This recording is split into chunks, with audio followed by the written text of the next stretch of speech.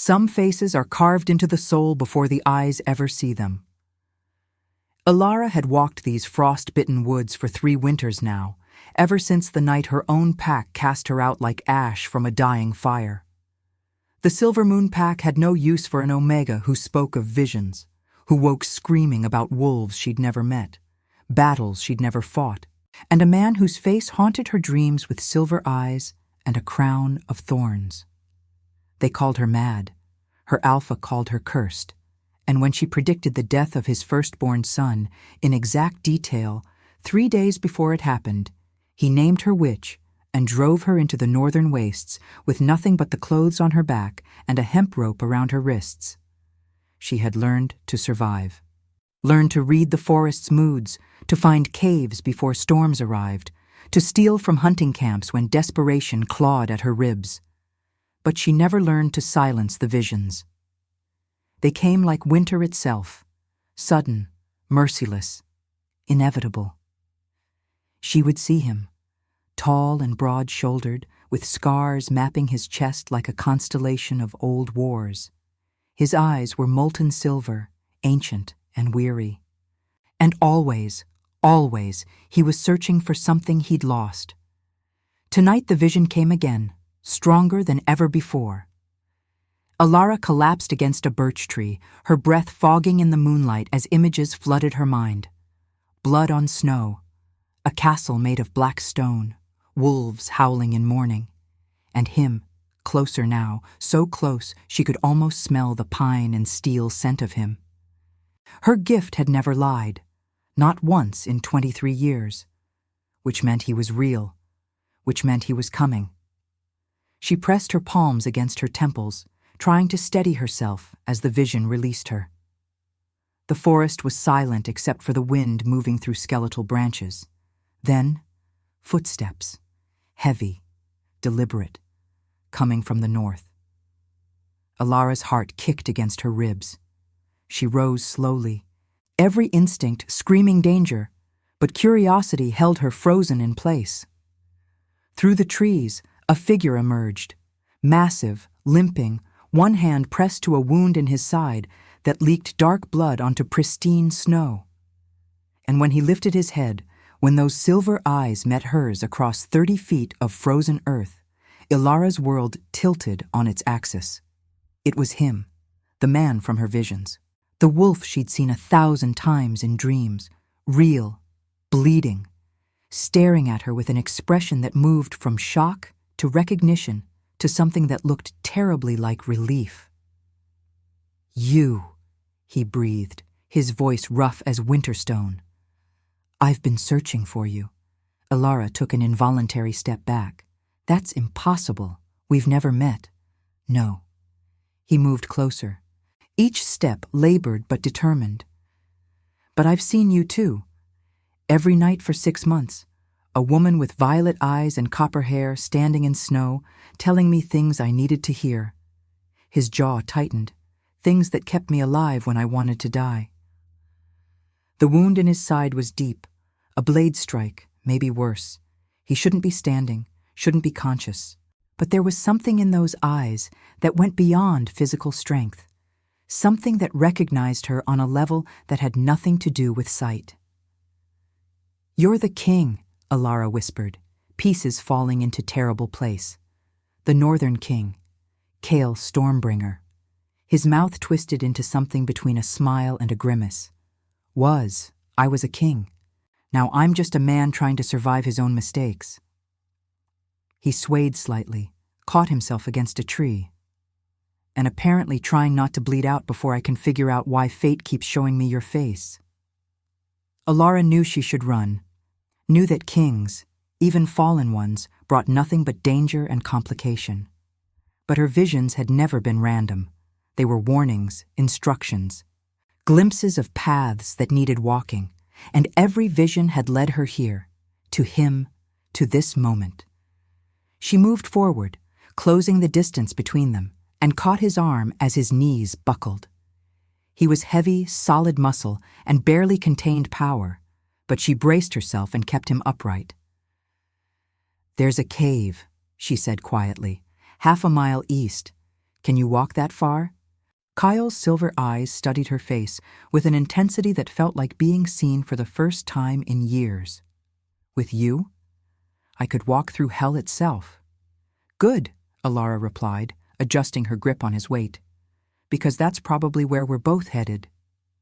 She guided him into the forest, leaving twin trails of footprints in the snow, one steady, one staggered with blood. Above them, the moon watched with ancient indifference, and somewhere in the distance, wolves began to howl. The visions hadn't shown her what came next. For the first time in her life, Alara was walking blind into her own future. And strangely, terrifyingly, that felt exactly right. The cave was smaller than Alara remembered, but it held the essentials, a fire pit she'd dug months ago, dry wood stacked against the back wall, and enough distance from the wind to keep hypothermia at bay. She half-dragged, half-carried Kale inside, lowering him carefully against the stone wall farthest from the entrance. He hissed through his teeth as she released him, one hand immediately returning to the wound in his side. In the dim light filtering through the cave mouth, she could see how bad it truly was, a jagged tear that went deep, possibly into muscle, definitely past the point where pressure and prayers would be enough. I need to see it, Alara said, crouching beside him. Kale's jaw tightened, but he moved his hand away. His tunic was soaked through, the fabric sticking to torn flesh. She reached for the hem, and he caught her wrist, not roughly, but firmly enough to stop her. You don't have to do this, he said quietly. You don't owe me anything. No, Alara agreed, meeting his eyes. But I've watched you die 17 times in my visions. Each time, it's because you were too stubborn to accept help when you needed it. She tugged her wrist free. I'd prefer not to watch the 18th. Something flickered across his face. Surprise, maybe, or the ghost of dark humor. He released her and leaned his head back against the stone, exposing the long line of his throat. 17 times. That's almost impressive in its consistency. Your self-destruction has a certain dedication to it, yes. Alara lifted his tunic carefully, peeling fabric away from congealed blood. The wound was worse up close, deep enough that she could see the white of bone beneath muscle. Whoever had struck him had meant to kill, and had nearly succeeded. What happened? She asked, moving to build a fire. She needed light, needed heat, needed to boil water from the snow packed in her leather canteen. Kyle was quiet for a long moment. When he finally spoke, his voice carried the weight of confession.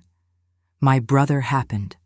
Took everything I thought was mine, the throne, the loyalty of my wolves, the right to call myself Alpha. He paused. Turns out blood means nothing when you've made enough enemies. Alara struck flint against steel, coaxing sparks into the kindling. You're telling me the Northern Kingdom fell to a coup. I'm telling you, I let it fall. The admission came out raw. I was so focused on expanding our territory, on proving our strength, that I didn't see the rot inside my own walls, didn't see my brother gathering support, turning my counsel against me. He exhaled sharply. By the time I realized what was happening, it was too late. He challenged me for the throne, and half my wolves stood with him. The fire caught, flames licking up through the wood. Alara used a flat stone to heat water, moving with the efficiency of someone who'd learned to survive alone. And the wound? A parting gift. His second, a female named Marin, caught me as I fled. Silver blade, poisoned edge. Kyle's voice was matter-of-fact, but his eyes held something darker. I should be dead already. The poison should have stopped my heart hours ago. Alara glanced at him sharply, but it didn't. No, it didn't. He looked at her then, really looked, and there was something in that gaze that made her skin prickle. Because 3 days ago, I had a vision. You, standing in snow, telling me to chew bark from a white willow tree and press the pulp into any wound I received. Said it would slow silver poisoning long enough for me to find you. The water began to steam. Alara pulled it from the heat, her hands steady even as her mind raced. "I never told you that. We've never spoken." "No, but you did, in the vision." Cale tilted his head slightly, studying her. "Which means whatever this is between us, whatever connection keeps showing us each other's faces, it goes deeper than prophecy, deeper than fate." Alara tore strips from the hem of her cloak, dipping them in hot water. She needed to clean the wound, needed to keep her hands busy so she wouldn't have to examine the implications of what he was saying too closely. "I'm nobody," she said quietly, pressing cloth to torn flesh. Kyle didn't flinch. "An exiled Omega with a gift that got me labeled mad. I can't be part of whatever destiny you think you're chasing. And yet you are." His voice was gentle now, almost tender. "Because I've seen it. Seen you standing beside me when the kingdom burns. Seen you making choices that determine whether wolves live or die. Seen you—" He stopped, swallowed hard. "Seen you matter in ways that terrify me." Alara's hands stilled. She looked up, found him watching her with an intensity that felt like fire against skin. "What exactly did you see?" Kyle held her gaze. "Everything. The fall, the rising, the war that's coming. And you, Alara. I don't know how I know your name, but I do. You standing in the center of it all, holding a light that could save us or destroy us." He paused. "The visions never showed me which you'd choose." The cave was silent except for the crackle of fire and their breathing. Outside, the wind howled like mourning wolves. "I don't have that kind of power," Alara whispered. "Maybe not yet." Kyle reached up slowly, his fingers brushing a strand of copper hair from her face. The touch was feather light, but it sent electricity racing down her spine. "But you will, and when you do, I need to be the one standing beside you, not to use you, not to claim you, but because whatever's coming, we were meant to face it together." Alara pulled back, returning her attention to his wound. Her heart was beating too fast, her wolf pacing restlessly beneath her skin. She'd survived 3 years by trusting her instincts, by listening to the visions even when they made no sense.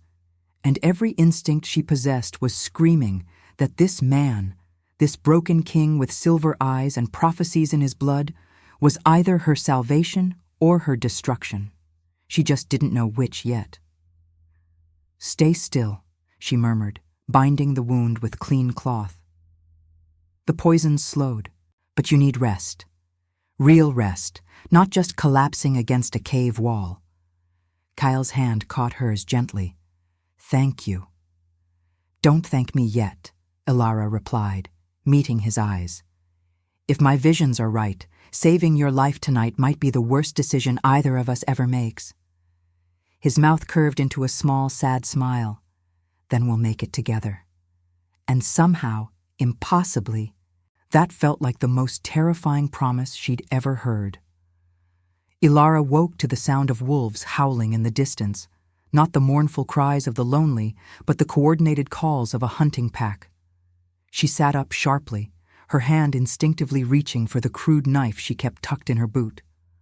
Across the dying fire, Cale was already awake, his body tense despite the wound in his side. His silver eyes tracked the sounds with the precision of someone who'd spent a lifetime reading wolf language. "They're not hunting prey," he said quietly. "They're hunting someone. You." It wasn't a question. Kyle nodded slowly, his jaw tight. "My brother won't risk me returning with allies. He'll send hunters to ensure I never leave these woods." Alara stood, moving to the cave entrance. Dawn was just breaking, painting the snow in shades of rose and gold. She could see nothing yet, but the howls were getting closer, maybe 2 miles out, maybe less.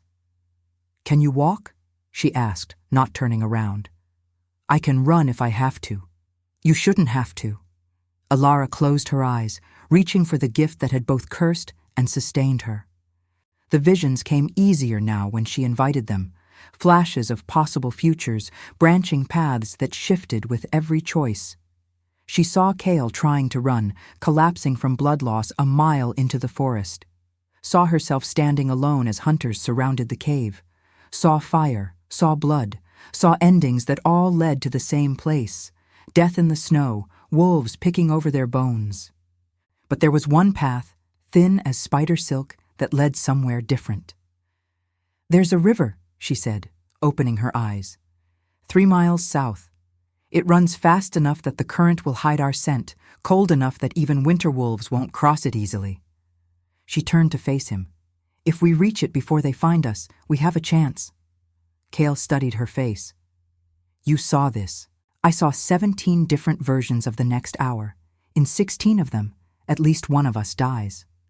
She met his gaze steadily. "In the 17th, we both survive. But it requires trust." "Trust in what?" "In me. In this." She gestured vaguely at the space between them.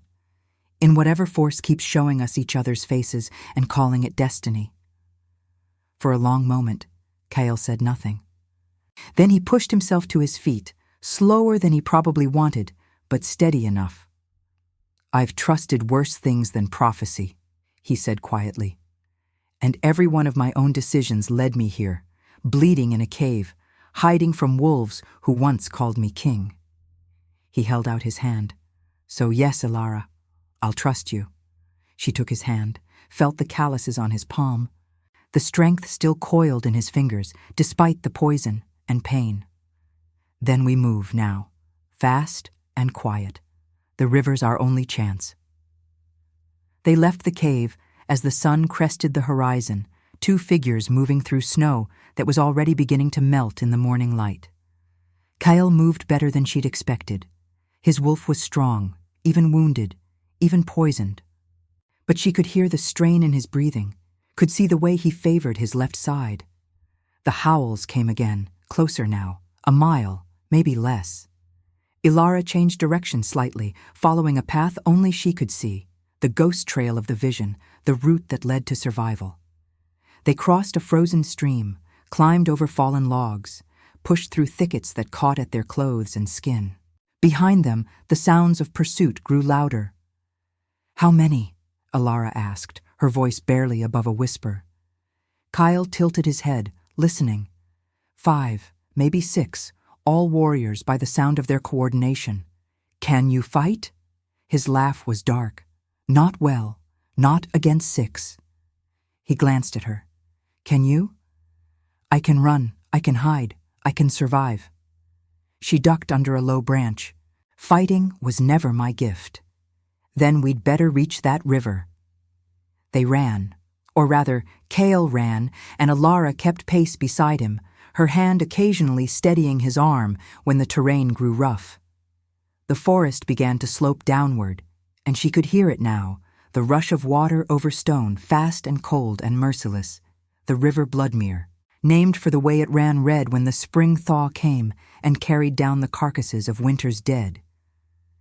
They broke through the tree line just as the first hunter crested the hill behind them. A massive gray wolf with eyes like amber fire and teeth bared in a snarl of recognition. "The exile and the fallen king," the wolf said, his voice carrying the authority of someone used to being obeyed. "What a pair you make."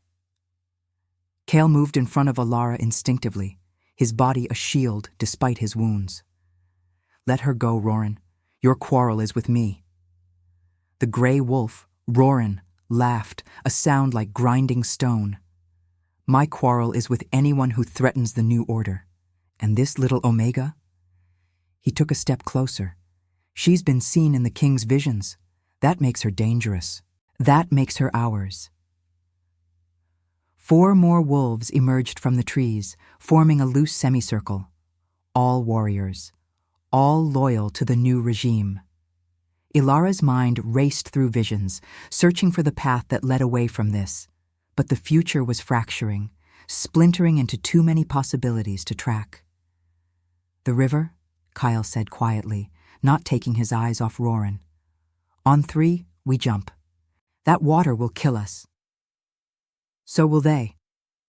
He reached back, found her hand, squeezed once. "Trust me."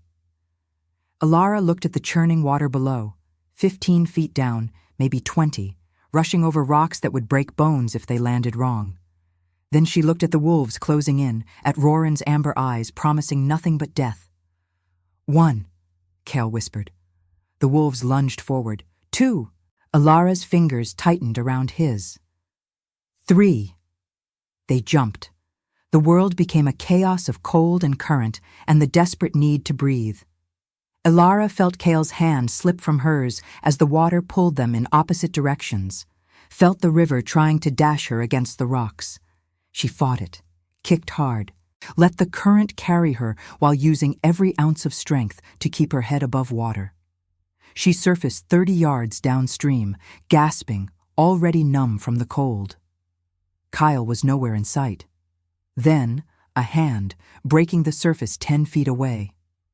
She swam toward it, fighting the current, and caught his wrist just as his head emerged. His eyes were unfocused, his lips already blue. "Stay with me," she commanded, dragging him toward the far bank. "Stay with me, damn you." It took everything she had to pull them both from the water. They collapsed on the snowy bank, shaking violently, their clothes freezing solid in the winter air. But alive. On the opposite shore, 5 wolves stood watching.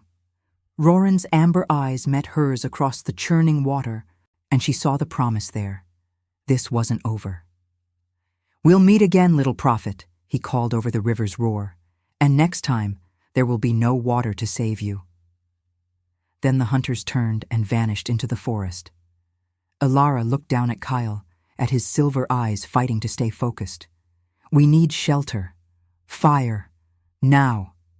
He nodded weakly. "Lead the way. And now, I invite you to leave a trace of your presence in the comments. Tell us where in the world you're watching from, and the exact hour you hear this story.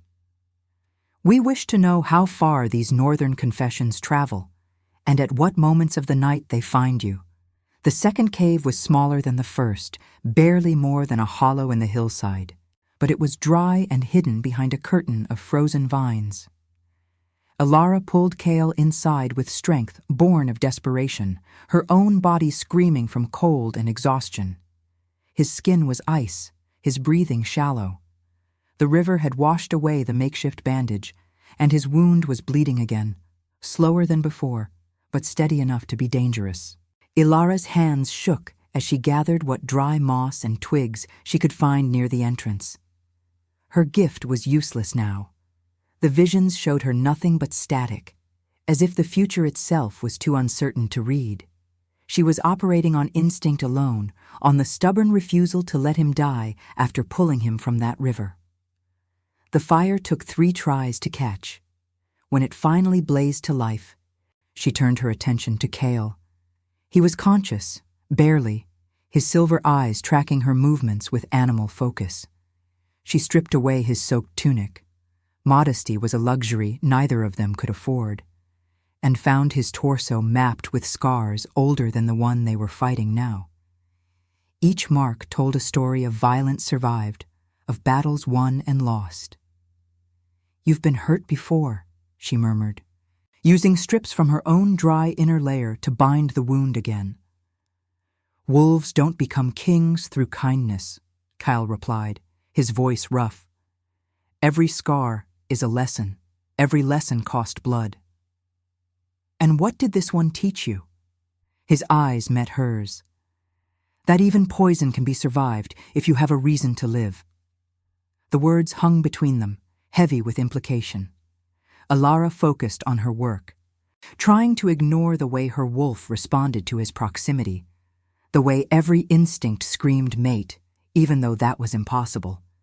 She was exiled. He was fallen. They were 2 broken things that fate had thrown together for reasons she didn't understand. "Your visions," Cale said quietly, "do they always come true?" "The ones I listen to." She finished tying off the bandage. "The ones I ignore usually find ways to happen anyway, just worse." "Then you've saved my life twice today, once by warning me about the willow bark, once by pulling me from that river. Don't thank me yet. We're still going to freeze to death if I can't get us warm." But even as she said it, She felt the temperature in the cave beginning to rise. The fire was small, but in the confined space, it was enough. She moved closer to Kale, close enough that their bodies could share heat, and tried not to think about how right it felt, how his presence calmed something in her that had been fractured since the night of her exile. "Tell me about your pack," Kyle said after a moment, "the one that cast you out." Elara stared into the flames. "What's there to tell? I predicted the Alpha's son would die. 3 days later, he did. They called me cursed and drove me into the woods with a rope around my wrists." Her voice was flat, emotionless. "I spent the first month waiting to die, the second month learning to survive, the third month realizing that maybe being alone was better than being surrounded by wolves who feared me.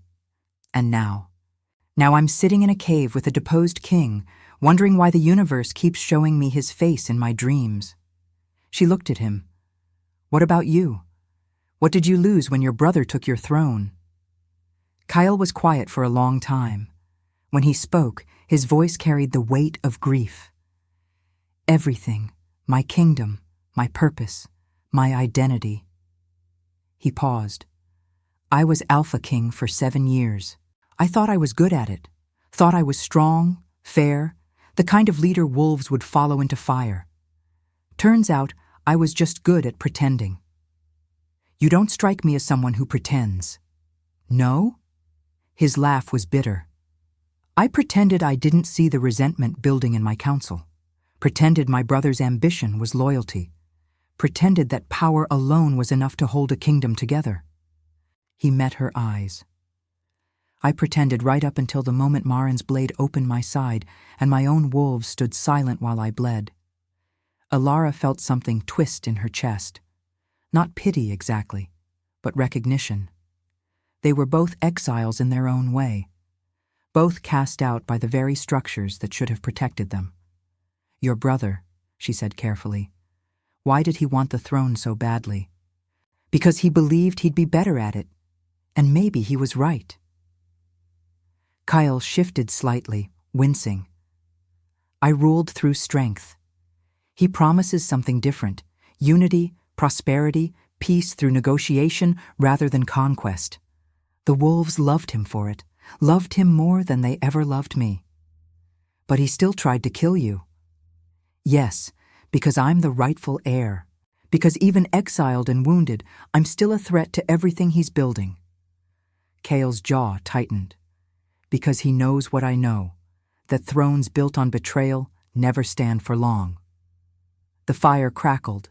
Outside, the wind howled through the vines, carrying with it the distant sound of wolves. But whether they were hunters or just wild packs, Elara couldn't tell. "What will you do?" she asked quietly. "If you survive this?" Kyle looked at her for a long moment, his silver eyes reflecting firelight. 6 months ago, I would have said reclaim my throne, kill my brother, make an example of everyone who stood against me." He paused. "But then the vision started, and I kept seeing you, kept hearing your voice telling me that revenge isn't the same as justice. That power without purpose is just another kind of poison." "I never said that." "Not yet, but you will." He reached out slowly, his fingers brushing her cheek with a gentleness that contradicted everything about his warrior's body. "The visions show me 2 paths, Elara. In one, I go back and reclaim what was mine through blood and fire. I win, I rule, and I become exactly the kind of tyrant I always swore I'd never be. And the other path?" His thumb traced her jawline, and she felt her breath catch. "In the other, I let go of what I was and become something new, something better. But that path—" He swallowed hard. "That path only exists if you're walking it with me."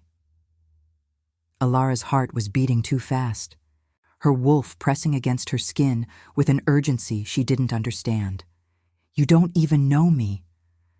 "I know you saved me when you had every reason to let me die.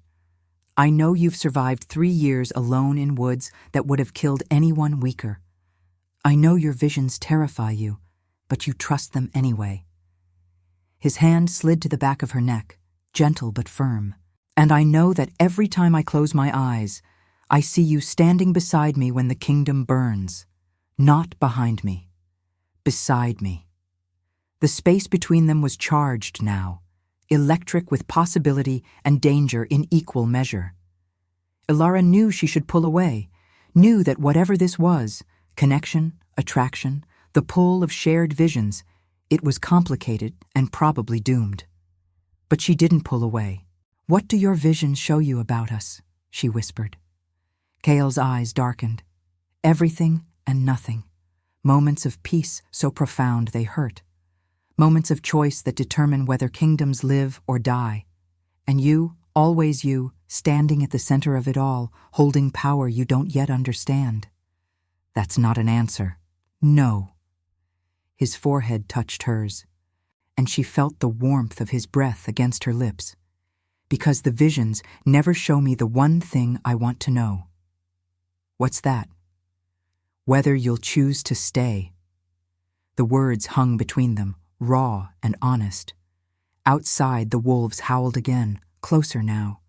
But in this moment, in this cave lit by dying fire, the only thing that mattered was the space between their lips and the choice waiting to be made.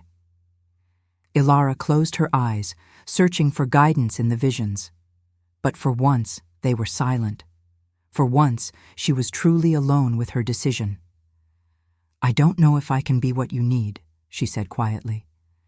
"Then be what you are," Kyle replied, "and let me decide if that's enough." She opened her eyes, met his gaze, and saw something there that terrified her. Not possession or need, but genuine regard.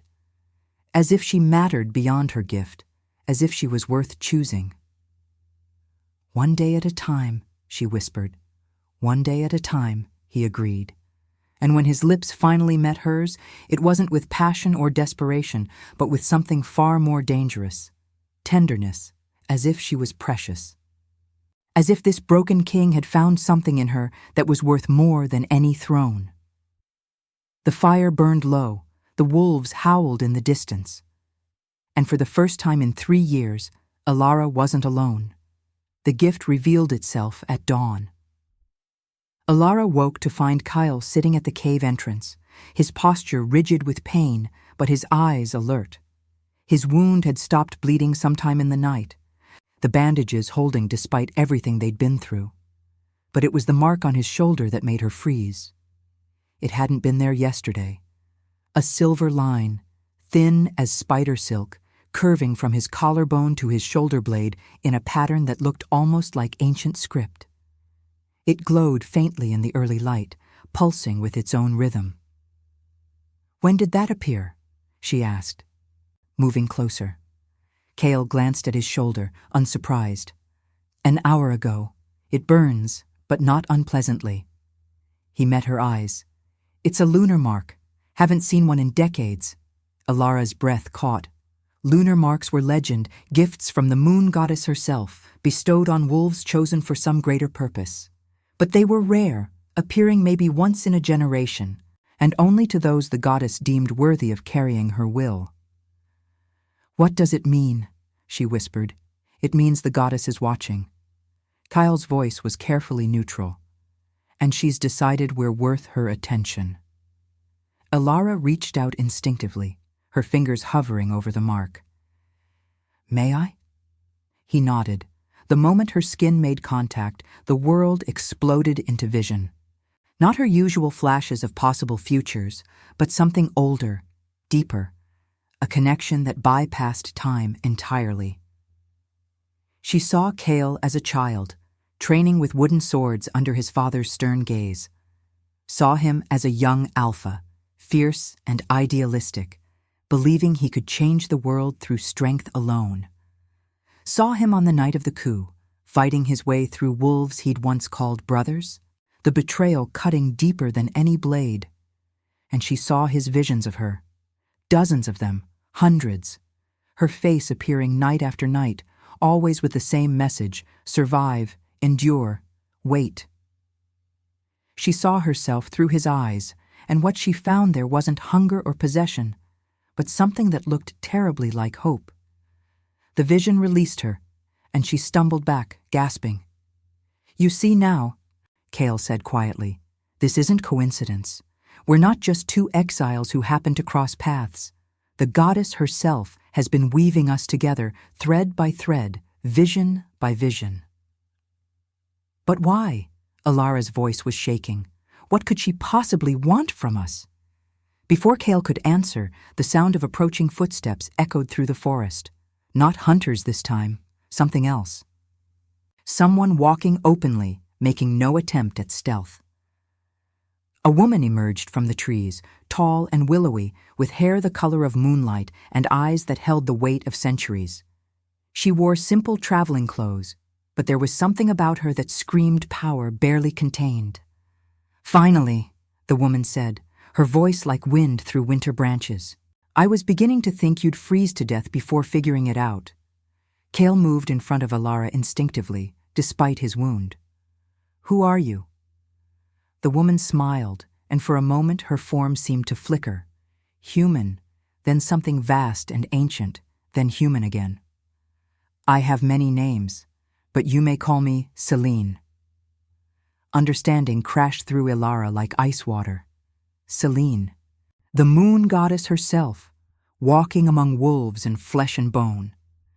"Impossible," she breathed. "Is it?" Selene tilted her head, studying them both with eyes that saw straight through to soul. "You've been seeing visions of each other for months. You've survived poison, exile, and winter itself. You carry my mark on your skin and my gift in your blood." She stepped closer. "And you still think anything is impossible?" Kyle's posture was defensive, but his voice was steady. "What do you want from us?" "Want?" Selene laughed, the sound carrying genuine amusement.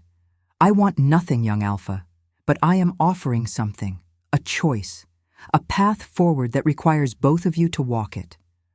"What kind of path?" Alara asked. Selene's expression sobered.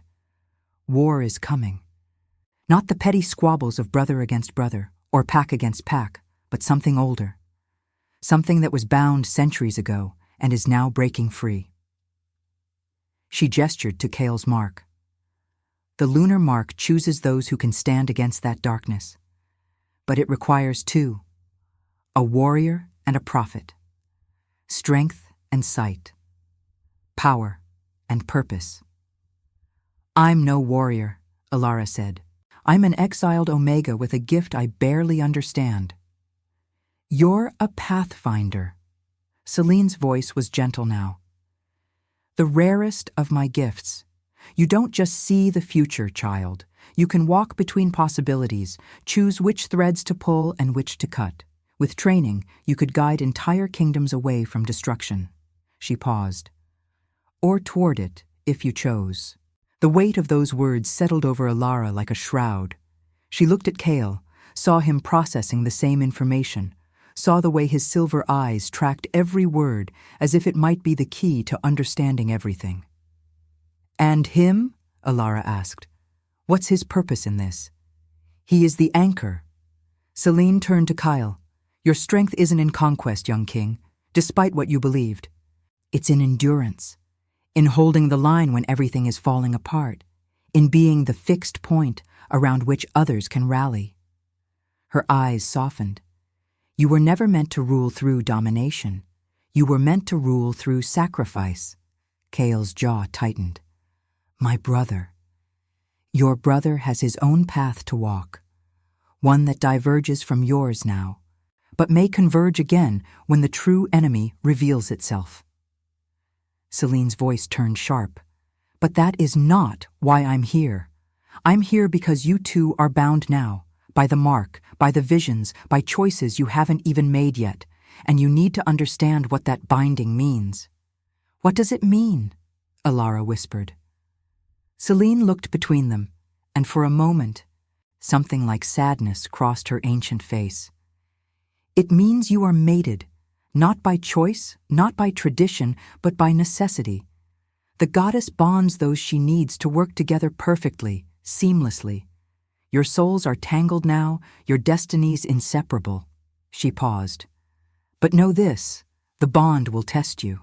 It will demand everything you are and everything you might become, and there will be moments when you wish I had never chosen you at all." The cave was silent. Alara felt the truth of it settling into her bones, the way Kyle's presence had felt right from the moment she saw him, the way her wolf had recognized him before her mind could catch up. Mated, bound, chosen. "And if we refuse?" Kyle asked quietly. Celine's smile was sad. "Then the darkness wins. The kingdoms fall, and every wolf north of the Bloodmere dies screaming." She met his eyes. "But you won't refuse. Because despite everything you've lost, despite all the reasons you have to hate the world, you're still the man who jumped into freezing water to save a woman you barely knew. And she's still the woman who pulled you out." She began to fade, her form becoming translucent in the morning light. Train her, Kyle. Teach her to fight, to survive without relying solely on visions. And Alara, teach him to see, to understand that strength without wisdom is just another form of violence. "Wait!" Alara called out. "How do we find you again?" Celine's laugh echoed from somewhere beyond sight. "You don't find me, child. I find you. When you're ready, when the true enemy reveals itself." Her voice grew distant. "Until then, survive, learn each other, become what you need to be." And then she was gone, leaving only the scent of moonflowers and the lingering sense that everything had just changed. Kale turned to Alara, his silver eyes searching her face. "Did that just happen?" "I think so." She looked at the mark on his shoulder, still glowing faintly. "We're mated. By divine decree, apparently. That's one way to meet your destiny." A smile tugged at the corner of his mouth, the first real smile she'd seen from him. "Could be worse. I could have been mated to someone who didn't know how to start a fire." Despite everything, Ilara laughed. It was a small sound, half hysterical but genuine. "Your standards are impressively low." "I prefer to think of them as realistic." He stood slowly, offering his hand. "So, we're apparently destined to save the world together. Should we start with breakfast or jump straight to the training montage?" She took his hand, let him pull her up. "Breakfast, definitely breakfast." She paused, meeting his eyes. "And then we figure out how two broken exiles are supposed to stop an ancient darkness from destroying the world." "One day at a time," Kyle said softly, echoing her words from the night before. "One day at a time," she agreed. And as they gathered their meager supplies and prepared to face whatever came next, Ilara realized something that both terrified and comforted her. She wasn't alone anymore. For better or worse, her path was tangled with his now, bound by forces far beyond either of their understanding. The goddess had chosen them. The mark had claimed them. And somewhere in the distance, an ancient darkness was stirring. But they would face it together. 3 weeks passed in the wilderness, and Alara learned what it meant to be mated to a warrior king. Kale taught her to fight, not with the brutal efficiency of trained soldiers, but with the desperate creativity of survivors.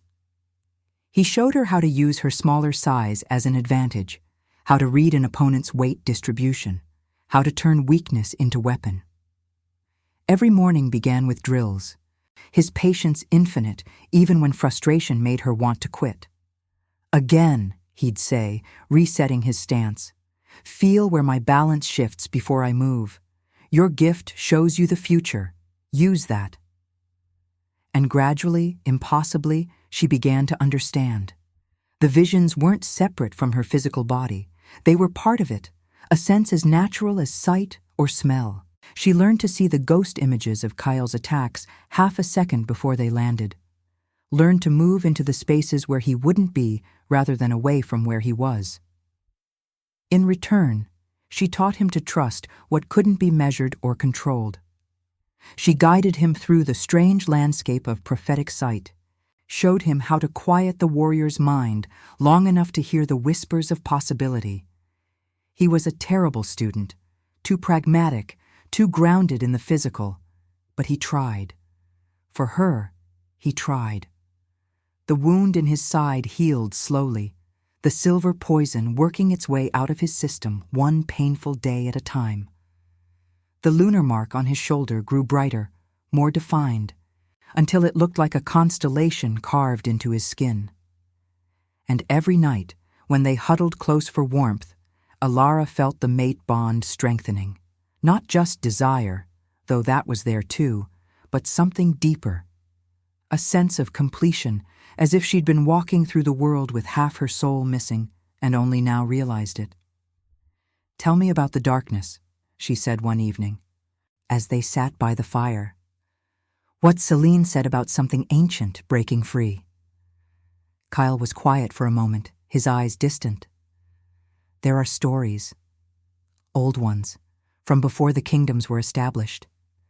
They speak of a force that existed when wolves first walked, a hunger that fed on fear and rage and despair. The first alphas bound it, but bindings don't last forever. And you think that's what's coming? I think the goddess wouldn't have marked us if the threat wasn't real." He looked at her. "I think we're about to face something that makes every battle I've ever fought look like children playing at war." Alara shivered, and not from cold. Her visions had been changing lately, growing darker, more fractured. She saw cities burning, saw wolves turning on each other in blind rage, saw a shadow that moved through the world like smoke, corrupting everything it touched. "We need allies," she said quietly. "We can't face this alone." "No." Kyle's voice was grim. "But my brother controls the Northern Kingdom now, and every pack within 100 miles is either loyal to him or too afraid to oppose him. Then we go somewhere he doesn't control, east, maybe, or south toward the coastal territories. That's weeks of travel, maybe months, depending on weather. So we start walking." Kyle studied her face, and something shifted in his expression. Pride, maybe, or respect. "You've changed. 3 weeks ago, you would have tried to talk me into hiding. Now you're planning campaigns. 3 weeks ago, I was just trying to survive." She met his eyes. "Now I'm trying to live. There's a difference." He reached out, tucking a strand of hair behind her ear. The gesture was tender, familiar. They'd fallen into small intimacies without even realizing it. "When this is over," he said softly, "when the darkness is defeated and the kingdoms are safe, what will you do?" Alara considered the question. Before, she would have said she'd return to solitude, to the safety of being alone. But the thought of walking away from Kale now felt like severing a limb. "I don't know," she admitted, "but I know I won't be walking away from you." His eyes darkened, and the air between them charged with something electric. The mate bond. This isn't just the bond. She placed her hand over his heart, felt it beating strong and steady beneath her palm. "The goddess didn't make me care about you, Kyle. She just gave me a reason to admit it." For a long moment, they stared at each other, suspended in a breath between heartbeats. Then Kale closed the distance, his lips finding hers with a hunger that had nothing to do with survival and everything to do with need. The kiss was deeper this time, more certain. His hands found her waist, pulled her closer, and she went willingly, pressing against him until there was no space left between their bodies. She felt his wolf rising to meet hers, felt the bond singing between them like a plucked string. "Alara," he breathed against her mouth, "if we do this, I know what it means." She pulled back just enough to meet his eyes. "I know it's complicated. I know we're probably both going to die fighting whatever's coming, but I also know that I want this, want you, want whatever time we have left." Something broke in his expression, the last wall of restraint crumbling. He kissed her again, harder now, his hands moving to cup her face as if she was something precious. And she let herself fall into it, let herself forget about prophecies and darkness and impossible odds. For now, there was only this, only them, only the fire burning low and the night stretching wide, and the feeling of finally being whole. Later, when they lay tangled together in the warmth of shared heat and aftermath, Cale traced the line of her spine with gentle fingers. "No regrets?" he asked quietly. Ilara smiled against his chest. "Ask me again when we're facing down ancient evil." His laugh rumbled through both of them. "Fair enough." She tilted her head to look at him, memorizing the planes of his face in the firelight. "Kyle? Whatever happens, thank you." "For what?" "For seeing me. Not the gift, not the prophecy, just me." Her voice was soft. "For making me feel like I matter beyond what I can predict or prevent." Cale's arms tightened around her. "You do matter, more than you know." He pressed a kiss to her forehead. "And when this is over, I'm going to spend the rest of my life proving it." "That's ambitious, considering we're currently 2 exiles living in a cave." "I've overcome worse odds." She laughed quietly, letting herself believe it, letting herself imagine a future that stretched beyond survival. Outside, the wind howled through the trees, and somewhere in the distance, wolves sang their lonely songs to the moon. But here, in this moment, they were safe. They were together, and that was enough. Comment Luna if you'd walk through the storm for someone who saw your worth. The attack came in the hour before dawn, when the world was caught between darkness and light. Ilara woke to the sound of snarling, not the coordinated howls of hunters, but the savage, mindless rage of wolves driven mad. She was on her feet before conscious thought caught up. Kyle already moving beside her with the fluid grace of someone who'd been born fighting. Outside the cave, chaos reigned. 5 wolves surrounded them, but these weren't the disciplined warriors from before. Their eyes were black from edge to edge, their movements jerky and uncoordinated, foam dripping from their jaws. They looked rabid, feral, completely disconnected from any rational thought. "What's wrong with them?" Ilara breathed. "Nothing natural." Cale's voice was grim. He held a thick branch like a club, not much of a weapon, but better than nothing. "This is corruption, the darkness Selene warned us about." The first wolf lunged without warning, its attack more instinct than strategy. Kyle met it mid-leap, slamming the branch into its skull hard enough to send it sprawling. But it rose again immediately, shaking off the blow that should have left it unconscious. "They can't feel pain," Kyle said sharply. "Aim for joints, break their ability to move." Ilara's mind raced through visions, searching for the path that led to survival. She saw herself trying to run, the corrupted wolves catching her within 50 yards. Saw Cale fighting alone, overwhelmed within minutes. Saw both of them torn apart while the darkness laughed. But there, hidden in the static of too many futures, one thin thread of possibility. "The mark!" she called out.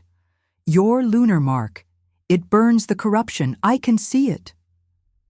Kyle glanced at his shoulder, where the silver constellation glowed bright enough to cast shadows. Without hesitation, he lunged forward and pressed his marked shoulder against the nearest corrupted wolf's chest. The effect was immediate and violent. The wolf screamed, a sound of pure agony that no animal throat should produce, and the black drained from its eyes like water through a sieve. It collapsed, whimpering, but alive, conscious, itself again. "It works," Kyle said, something like wonder in his voice. "The mark purges the corruption." "Then use it!" Ilara dodged a snapping jaw, her new training kicking in. She wasn't fast enough to win a straight fight, but she was fast enough to stay alive while Kyle worked. He moved through the remaining wolves like a force of nature, using his wounded side as a weapon, pressing the glowing mark against fur and flesh, burning away the darkness one touch at a time. Each purged wolf collapsed, freed but exhausted. When the last corrupted wolf fell silent, Kale staggered back, his breathing labored. The mark on his shoulder was blazing now, so bright it hurt to look at directly. "They're not from my brother's pack," he said, studying the wolves they'd freed. "These are rogues, lone wolves who rejected pack law." One of them, a scarred female with gray muzzle, raised her head weakly. "We didn't choose this," she rasped. "The shadow found us 3 nights ago, promised power, promised purpose. We were too hungry to refuse." Her eyes, brown again instead of black, fixed on Kale. You're the fallen king." "I am." "Then you know what it's like, to be alone, to be forgotten." She struggled to her feet, her legs shaking. "The shadow feeds on that, on every wolf the packs have cast aside." Ilara felt ice settle in her stomach. "How many?" "Hundreds, maybe thousands." The female looked at her. "Every exile, every rogue, every wolf who's been rejected or abandoned. The shadow finds them all, and it's making an army." Kale's expression darkened. "Where?" "North, beyond the Bloodmere, in the ruins of Old Keep." The female swayed, caught herself. "But you can't stop it, not alone.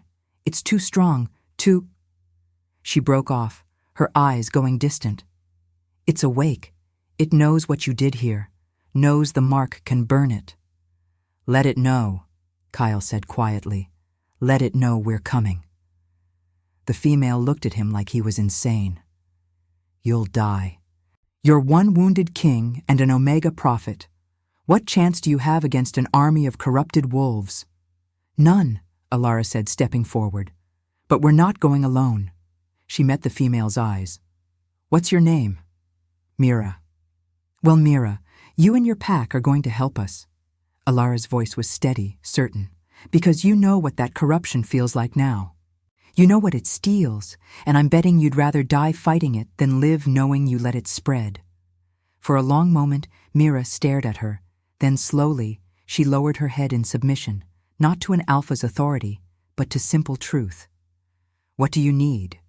"Scouts, messengers, wolves who can move through the wilderness without being detected." Kyle moved to stand beside Ilara, presenting a unified front. "We need to reach the other kingdoms, warn them what's coming, and we need to find every wolf that corruption hasn't touched yet." "That's suicide," another of the freed wolves said. "The packs won't listen, they'll kill you on sight." "Maybe." Kyle's hand found Ilara's, squeezed once. "But they'll listen to her, because she's going to show them the future if they don't unite. And I guarantee that future is terrifying enough to make even enemies into allies." Ilara felt the weight of that responsibility settle onto her shoulders. It wasn't just her visions anymore. It was her voice, her words, her ability to convince wolves who had no reason to trust them. "I'll need time," she said quietly. "To prepare, to see all the paths clearly." "How much time?" "Until sunset, maybe less." Kyle nodded. "Then we have until sunset." He turned to Mira and her pack. "Rest, heal." "At dusk, we move toward the closest pack, the Riverstone wolves, I think. They're small enough to be manageable, large enough to matter if we convince them." "The Riverstone Alpha hates you," Mira said bluntly. "You killed his brother in a territorial dispute 5 years ago." "I know." Kale's voice was flat. "Which is why Ilara goes in first. I stay hidden until we know we won't be torn apart on sight." Ilara wanted to argue, wanted to say they should stay together, but strategy overruled emotion. He was right. His presence would cause immediate violence. She was the one who had to make first contact. As the freed wolves scattered to make camp and recover, Kyle pulled her aside. "You don't have to do this," he said quietly. "We could run. Head south, disappear into the coastal territories, let someone else fight this war." "Could you do that?" Ilara asked. "Could you really walk away knowing what's coming?" His jaw tightened. "No, neither can I." She cupped his face, feeling the rough stubble beneath her palms. "We're marked, Kyle. Chosen. This is what we were made for. I know. Doesn't make it easier to send you into danger. Then don't think of it as sending me. She smiled. Think of it as trusting me. He pulled her close, resting his forehead against hers. I do trust you. More than I've ever trusted anyone. Good. Because I'm going to need that trust when I walk into Riverstone territory and try to convince their alpha that his greatest enemy is actually trying to save his pack. Kyle's laugh was short and dark. No pressure. None at all. They stood like that for a long moment, drawing strength from each other's presence. Then Alara pulled away, squaring her shoulders. I need to enter the visions now, see what I'm walking into. She met his eyes. Stay close. Sometimes the deeper visions are intense. I'm not going anywhere. She sat cross-legged by the fire, closed her eyes, and let herself fall into the infinite web of possibility. The future opened like a flower blooming in reverse, petals peeling back to reveal thorns beneath. She saw 100 ways the meeting with the Riverstone Alpha could go wrong. Saw herself torn apart. Saw war erupting. Saw the corruption spreading unchecked while wolves fought each other instead of the true enemy. But there, buried beneath the carnage and chaos, one thread glowed brighter than the rest, a path that required perfect timing, perfect words, and one terrible sacrifice. Alara's eyes snapped open, her breathing ragged. What did you see? Kyle asked immediately. A chance. Her voice was shaking. A single chance to convince them, but it requires... She trailed off, unable to finish. Requires what? She looked at him, and he must have seen something in her expression, because his face went very still. Tell me, he said quietly. It requires you to submit to the Riverstone Alpha, publicly. The words came out in a rush. To kneel and acknowledge his authority, offer your neck, accept his judgment for your brother's death. It's the only way he'll listen, the only way he'll see you as more than an enemy. Kale's expression didn't change, but she felt the shock ripple through the mate bond. That would destroy any claim I have to the Northern Throne, he said carefully. It would make me subordinate to every alpha who witnessed it. I know. My wolves, the ones still loyal to me, would see it as ultimate weakness. I know. It would mean giving up everything I was, everything I thought I'd reclaim. I know. Alara's eyes were burning. And I'm sorry. I'm so sorry. But it's the only path where we all survive. The only one where we get enough allies to fight what's coming. Kyle turned away, staring into the fire. She could see the war playing out behind his eyes, pride against necessity, identity against survival. When he finally spoke, his voice was quiet but steady. Then I'll do it. Kyle, I'll do it, he repeated, turning back to her. Because you're right. Because my pride isn't worth the lives that will be lost if we fail.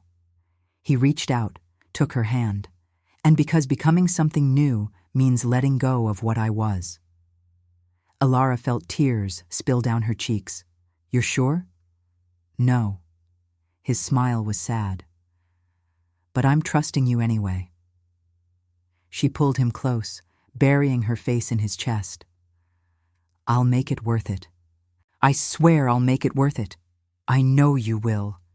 He held her tight, and she felt his heart beating against hers, steady, strong, unbroken, despite everything.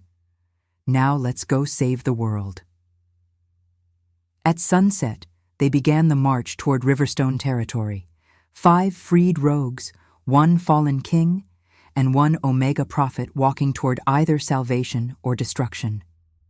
The moon rose behind them, full and bright, and Alara wondered if the goddess was watching, if she approved of the terrible choices they were being forced to make. But there was no answer from the heavens. Only silence and the long road ahead, and the bond between them that felt like the only solid thing in a world falling apart. The Riverstone Pack's territory began where the forest gave way to rocky highlands. the ground turning hard and unforgiving beneath their feet. Ilara had never been this far east before. Her exile had kept her contained to the northern wastes. But she'd seen this place in her visions, seen the stone dens carved into cliff faces and the river that cut through the land like a silver scar.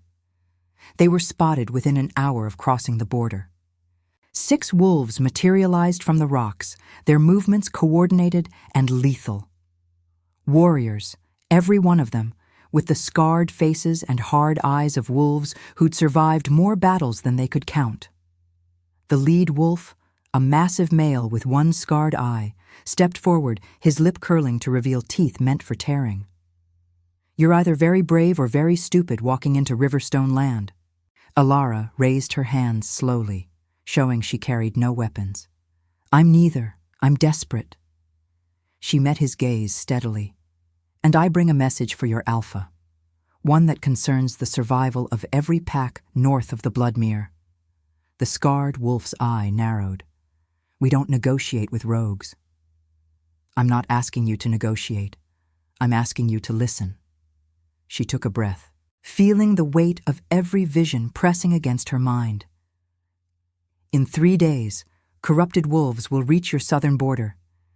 They move like rabid animals, but they're worse. They're controlled by something ancient, something that feeds on rage and despair. If you don't prepare, half your pack will be dead within a week." Silence. The warriors exchanged glances, uncertainty flickering across their faces. "Corrupted wolves are legend," the scarred male said, but his voice carried less certainty now. "So were lunar marks." Ilara gestured behind her, where Kale stood half-hidden in shadow. "Until one appeared on him 3 weeks ago." Kale stepped forward, and even from this distance, the mark on his shoulder was visible, glowing faintly in the fading light. The warriors recoiled instinctively, recognizing the symbol of divine intervention. "Impossible," one of them breathed. "The goddess hasn't marked anyone in—" 57 years, Ilara finished. "I know, because I've seen it in visions, seen the past, seen the future, seen every possible path from here to the moment the darkness destroys us all." She locked eyes with the scarred wolf. "Take us to your alpha. Let me show him what's coming. And if he still thinks I'm lying, he can kill me himself." The warrior studied her for a long moment, then turned to Kale. Recognition dawned slowly, followed by shock. "You're the Northern King, the one who killed Alpha Marcus's brother." "I was," Kale said quietly. "Now I'm just a wolf trying to prevent the apocalypse." His voice was steady, stripped of all pride. "And I'm willing to submit to your Alpha's judgment if it means he'll hear what we have to say." The scarred wolf's remaining eye widened. For a deposed king to offer submission was unheard of. It was complete surrender of status, of power, of everything that made an alpha who they were. "You're serious?" "Completely." Another long pause. Then the warrior nodded sharply. "Come. But if this is a trick, you won't leave Riverstone territory alive." "Understood," Ilara said. They were escorted through the highlands. 6 armed warriors surrounding them, while Mira and the other freed rogues followed at a distance. The stone dens appeared as the sun touched the horizon, dozens of them carved into the cliff face, connected by narrow paths that would be treacherous to anyone who didn't know them. The Riverstone Alpha waited in the largest den, a cavern lit by torches that cast dancing shadows across walls decorated with ancient pack symbols. He was older than Ilara expected, his muzzle graying and his eyes holding the weight of decades of leadership. But there was nothing weak about him. He radiated authority and barely contained violence. "So," Alpha Marcus said, his voice like gravel grinding, "the wolf who murdered my brother comes crawling to my doorstep. Give me one reason not to tear your throat out right now." Kyle dropped to one knee, his head bowed, exposing his neck in the ultimate gesture of submission. The movement was smooth, practiced, completely without hesitation. The cavern went silent. Wolves who'd been moving stopped mid-step, staring in disbelief. "I have no excuse for what I did," Kale said quietly, his voice carrying through the shocked silence. "Your brother challenged me for territory. I accepted. The fight was fair by pack law, but fairness doesn't ease grief, doesn't bring back the dead." He raised his head slightly, meeting Marcus's eyes. "I can't undo what I did, but I can offer you my life in exchange for your pack's survival. Kill me if you need to, but hear her first. Hear what's coming." Marcus stared at him, his expression unreadable. Then his gaze shifted to Alara. "You, Omega, speak." Alara stepped forward, feeling the weight of every eye in the cavern. This was the moment, the single point where everything could fall apart or come together. "Alpha Marcus," she began, her voice clear and steady. "I am a pathfinder, a wolf blessed with the ability to see the future. For 3 years, I've survived in the northern wastes by trusting those visions. And for 3 months, those visions have been showing me the same thing over and over." She paused, letting the words sink in. "Darkness is rising. An ancient force that was bound centuries ago is breaking free. And it's building an army by corrupting exiled wolves, turning them into mindless weapons that feel no pain, fear nothing, and exist only to spread chaos." "That sounds like a story to frighten cubs," Alara finished. "I know, but 3 hours ago, 5 corrupted wolves attacked us. Their eyes were black. They moved like animals driven mad. And when Kale used his lunar mark to purge the corruption, they woke up screaming about a shadow that promised them power." She met Marcus's gaze directly. "One of them is outside your den right now. Ask her yourself if you don't believe me." Marcus gestured, and one of his wolves left quickly. Moments later, Mira was brought in, still weak, still clearly traumatized, but conscious and coherent. "Tell him," Alara said gently. Mira's voice shook as she described the shadow, the corruption, the feeling of her mind being eaten away by something that fed on her loneliness and rage. She showed Marcus where Kale's mark had burned her chest, a silver outline that glowed faintly even now. When she finished, the cavern was silent again. "Why should I believe any of this?" Marcus asked finally. But his voice carried less certainty, less anger. "Because you felt it too," Alara said quietly. "The wrongness in the air, the way the prey animals are fleeing south, the nightmares your wolves have been having." She took a step closer. "Let me show you. Let me share one vision, just one, and if you still think we're lying, you can execute us both." Marcus's eyes narrowed. "How?" "Touch my hand. Open your mind. The gift will do the rest." For a long moment, Marcus didn't move. Then slowly, he extended his hand. Alara took it, and the vision exploded between them. Marcus gasped, his entire body going rigid. She showed him everything: the corrupted army massing north of the Bloodmere, the shadow entity feeding on wolf fear and hatred, the moment when the corruption reached Riverstone territory and his wolves began tearing each other apart. She showed him his mate dying, his children falling, his pack reduced to ash and memory. And then she showed him the other path, the one where he allied with them, where lunar marks and prophecy and impossible unity held the darkness at bay long enough for the goddess herself to intervene. The vision released him, and Marcus stumbled back, his breathing ragged. His wolves moved to support him, but he waved them off. "Goddess, preserve us," he whispered. "It's real, all of it." "Yes," Ilara said simply. Marcus looked at Kyle, still kneeling, still offering his neck. Something shifted in the Alpha's expression, not forgiveness exactly, but understanding. "Stand," he said roughly. "I won't kill you today. Goddess knows we need every warrior we can get." He paused. "But your submission is noted. You kneel to me now. You follow my command in battle. Understood?" "Understood," Kale said, rising slowly. His voice held no resentment, only acceptance. Good. Marcus turned to address the assembled wolves. Send runners to every pack within 50 miles. Tell them the Riverstone Alpha calls for counsel. Tell them war is coming and we need unity or we die. He looked back at Alara. And you, Pathfinder, you're going to show every Alpha who comes exactly what you showed me. Make them see. Make them believe.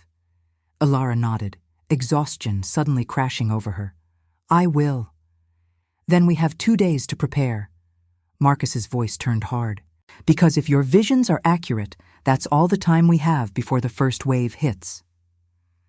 The cavern erupted into organized chaos as wolves scattered to prepare defenses, send messages, gather supplies. But Alara barely noticed.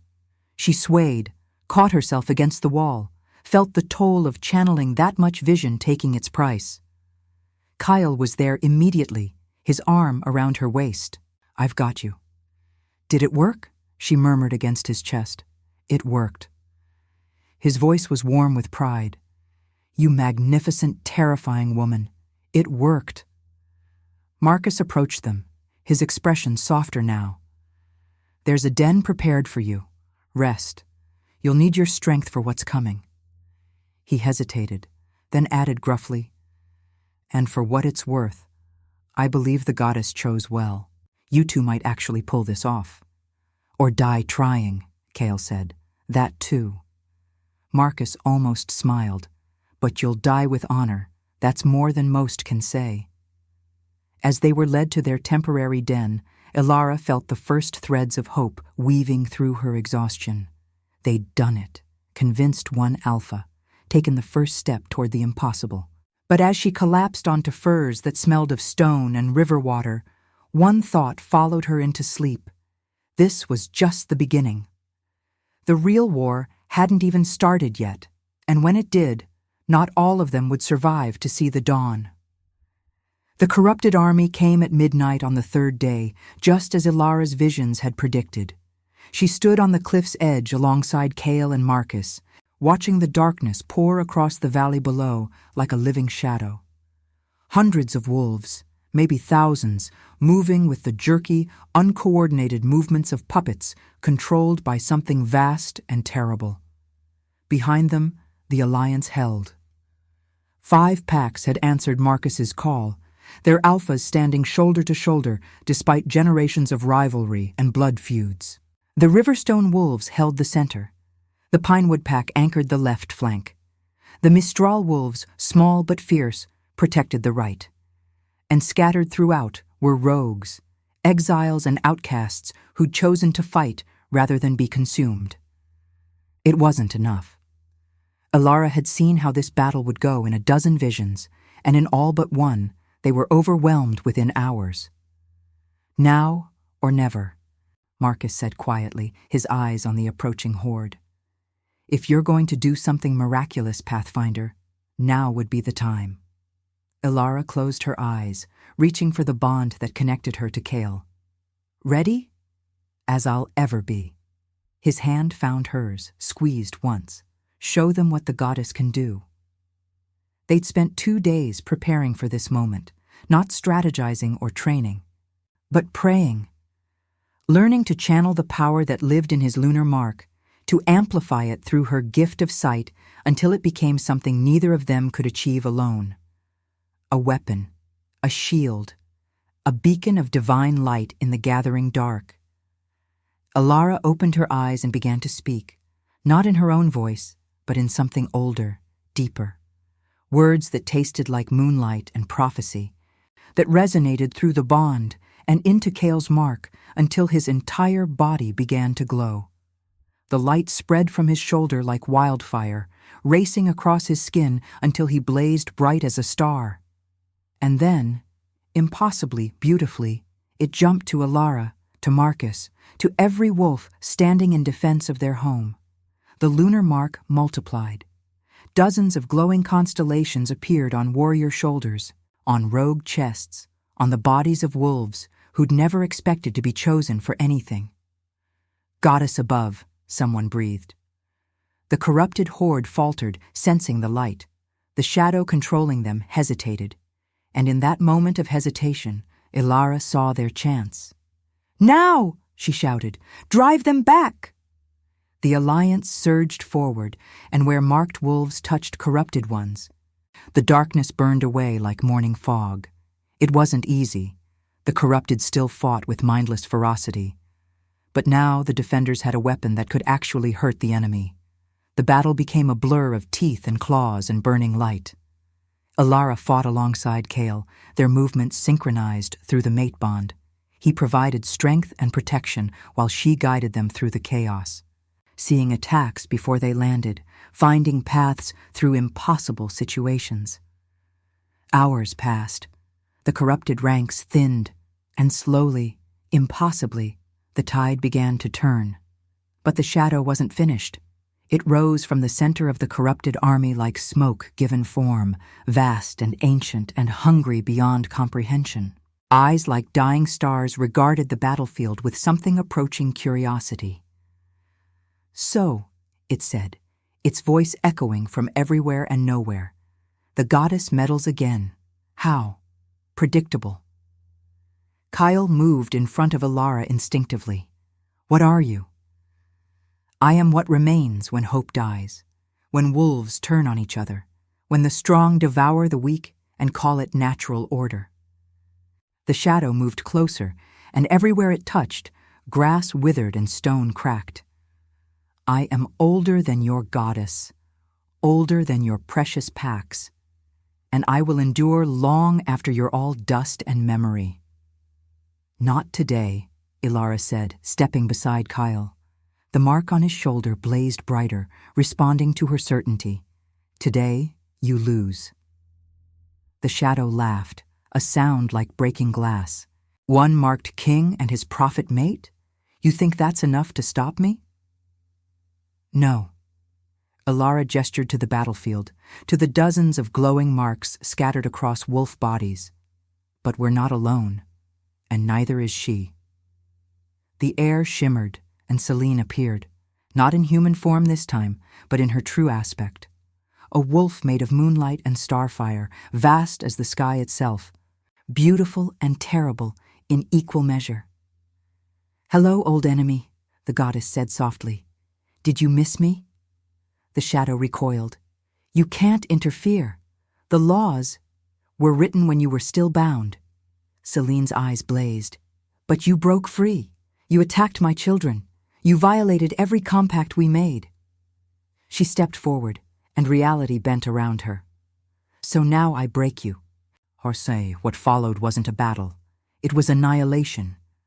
Celine moved through the corrupted army like light through shadow, and everywhere she touched, wolves woke screaming but alive. The shadow tried to fight, tried to retreat, but there was nowhere to run from something that existed in every ray of moonlight. "You can't kill me," it snarled. "I'm eternal. I'm bound," Celine finished. "Again. And this time, I'm not leaving your prison unguarded." She gestured, and the lunar marks on every wolf blazed brighter. Ilara felt power rush through her, through Kyle, through the bond, through every marked soul on the battlefield. They were all connected now, all part of something larger, a web of light, a living prison made from loyalty and sacrifice and the unbreakable bonds between wolves who'd chosen to stand together. The shadow screamed as the light closed around it, dragging it down into depths beyond sight.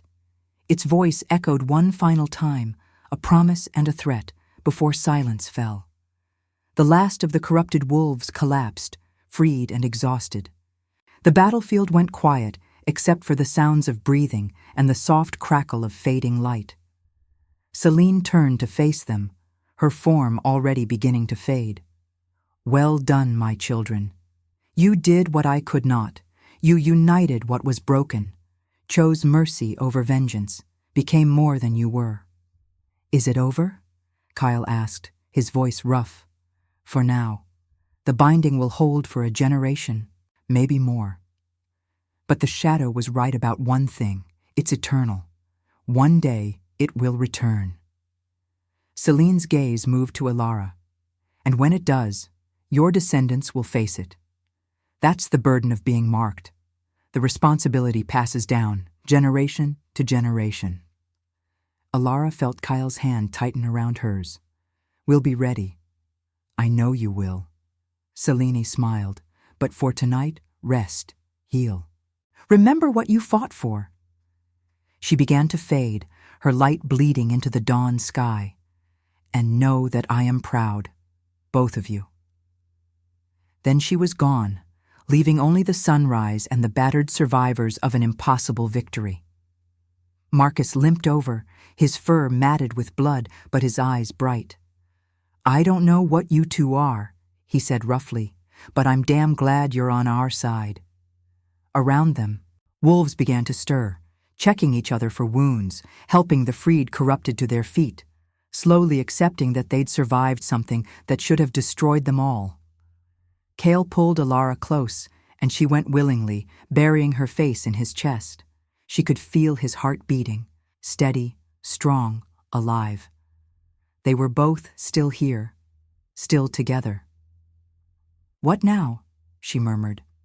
Now. Kyle's voice was warm with something that sounded like hope. Now, we rebuild. Create something better than what came before. He pulled back slightly, meeting her eyes. Together. Alara smiled, exhaustion and relief warring in her chest. Together. Over the next weeks, the alliance solidified. Packs that had been enemies for generations learned to trust each other. Rogues found new homes. And slowly, carefully, a new kind of kingdom began to emerge, one built not on domination, but on cooperation. Kyle never reclaimed his throne. Instead, he became something more important, a mediator, a voice of reason, the wolf other alphas turned to when disputes needed resolving.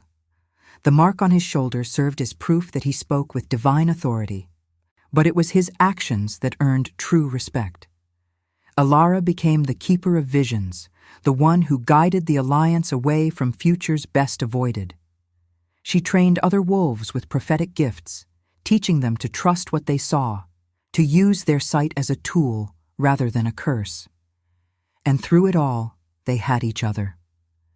The mate bond deepened, strengthened, became the foundation on which everything else was built.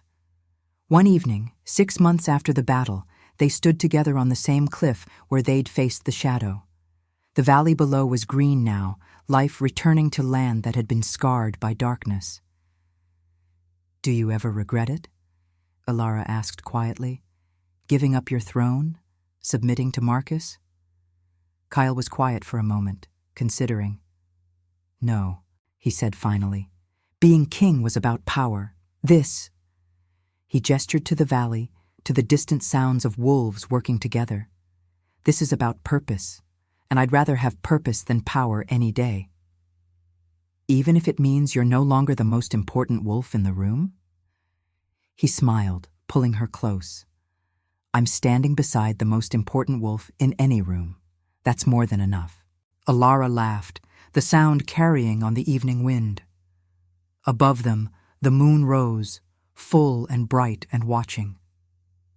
Thank you, she whispered, not sure if she was speaking to Kale or the goddess or the universe itself.